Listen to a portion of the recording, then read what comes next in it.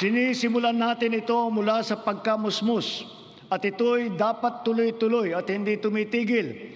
Kaya dapat nakakintal sa puso't isipan ng mga Pilipino ang lifelong learning at continuous self-improvement. Ang nagdaang mga buwan ay nagpaalala sa atin na mahalaga ang reskilling at upskilling ng ating mga manggagawa. Napatunayan natin ang kakayahan ng mga senior high school graduate natin sa mga isinagawa natin bagong Pilipinas Serbisyo Fair nitong Marso. Mahigit 1,200 senior graduate ang naging hired on the spot. Maaari na rin sila ngayon mag-apply para sa mga bakanteng unang baitang na posisyon sa pamahalaan. Ngunit patuloy pa rin natin pinalalakas ang curriculum ng senior high upang lalong maihanda ang estudyante para sa tunay na mundo. Pinaigting ang work immersion para maranasan nila ng personal ang paghahanap buhay sa kanilang gustong larangan. Panatag ang ating loob sa edukasyon pagkatapos ng senior high dahil sa patuloy na pagtaas ng kalidad ng kolehiyo sa ating bansa. Noong 2022, ang mga kolehiyo natin na pumasok sa World University Rankings for Innovation ay 12 lamang. Patuloy po nating ipinataas ito bawat taon. Ngayon, 140 kolehiyo na ang pumasok na sa World University Rankings. At lagpas kalahati sa kanila ay state at local universities and colleges kung saan libre ang matrikula.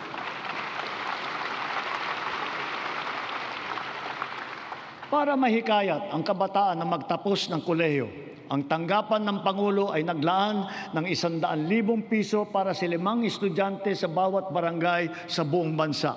Sila ngayon ang ating presidential scholar.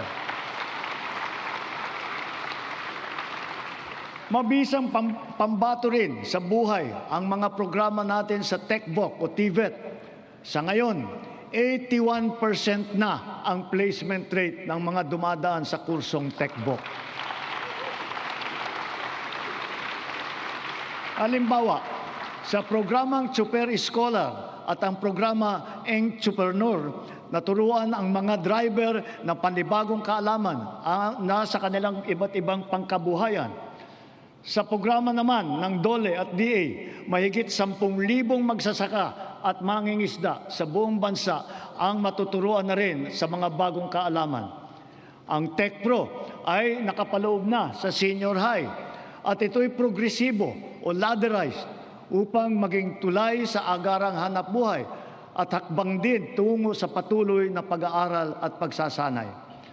Maaring gamitin ng isang TVET graduate ang kanyang national certificate bilang pundasyon upang maituloy pa ang pag-aaral hanggang maging ganap itong kolehiyong diploma.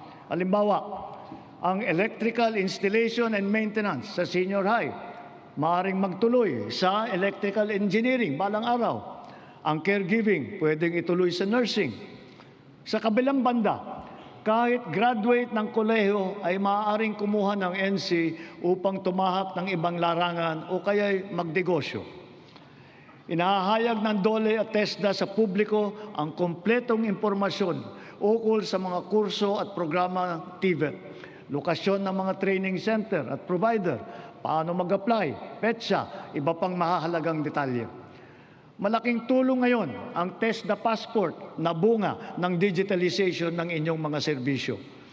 In line with our digital transformation drive, our DICT continues to train our tech-savvy citizenry in high-impact tech skills to help them stay competitive in this ever-evolving field. AI is here to stay. And so, we adopt it to harness its potential to enhance critical sectors, from our educational system to our industries. We have launched massive training programs for AI readiness, which have reached at least 1.8 million individuals, students, parents, and teachers alike. This success inspires confidence to further scale up our initiatives for AI literacy across all sectors. We must ensure our global competitiveness. Within and beyond the academe, we must inculcate in our youth the virtues of critical thinking, innovativeness, creativity, as well as the ability to find solutions to problems. Our targeted scholarships and funding grants are all aimed to encourage these trailblazing traits. Contests such as Young Creative Challenge, the NICE, and the Philippine Innovation Awards recognize their talent and their hard work. At the same time, we have to do more to protect our children. We must protect them from the harmful influences and forces that exploit their vulnerability. The corrosive influence of fake news, the unfettered exposure to pornography, even to minors, the constant depiction of casual violence, and the toxicity and hate culture pervasive in social media. These pernicious influences